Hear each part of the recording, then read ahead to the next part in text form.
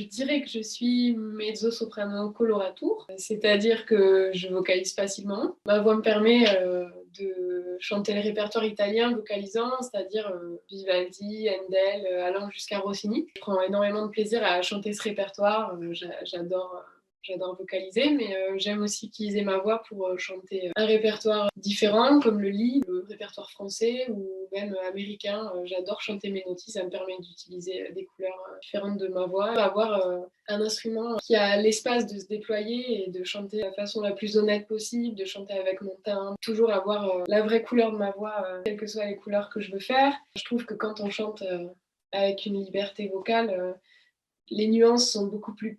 Tout est possible, on peut faire des nuances, de la musique, sans se concentrer sur la technique. Ça permet d'ouvrir un canal d'émotion avec le public et de toucher le public. C'est pas un choc brutal, mais je pense que je dirais les suites pour violoncelle seul de Bach.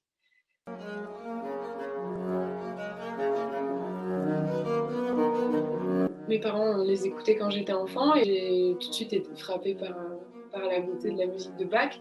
Je suis rentrée en classe à horaire aménagé vers l'âge de 7 ans et il fallait qu'on choisisse notre instrument. J'ai pas hésité, j'ai choisi le violoncelle parce que j'avais en fait envie de jouer les suites de Bach. J'ai essayé de les jouer, mais évidemment ça ne marchait pas. J'étais ravie au bout de 2-3 ans de pratique. Le jour où, je me souviens du jour où je suis rentrée chez moi en ayant acheté la partition.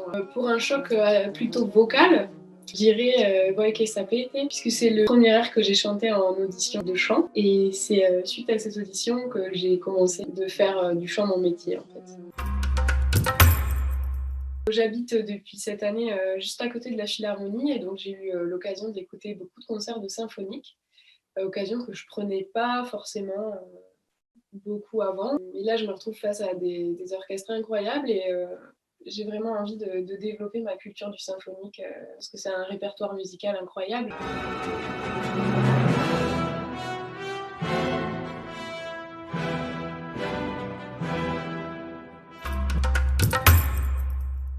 Je dirais Bartoli dans un air vocalisant.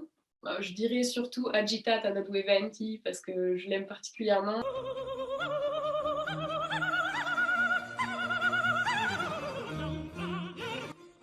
Bon, évidemment, c'est un air de tempête, c'est pas un air qui se veut être joyeux, mais ce qu'en fait Bartoli me donne la pêche instantanément et j'ai envie de travailler avec une bonne énergie tout de suite après l'avoir entendu. Et rien que de la voir chanter cet air, elle communique tellement de bonne énergie et une joie de vivre et une joie de chanter.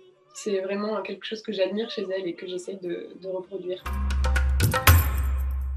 Alors, j'ai pas croisé tous les chanteurs de la promo et ceux que j'ai croisés, je les ai croisés au concours d'Avignon ou à la finale du CFPL. Donc, c'est pas des atmosphères très propices pour faire connaissance, je dirais, parce on est vraiment chacun dans notre concours, pas très détendu.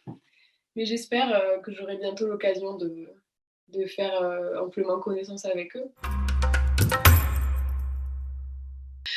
Je pourrais pas en choisir un, mais s'il y en a un qui sait faire du feu ou s'il y en a un qui fait des stages de survie régulièrement, je pense que je choisirais celui-là.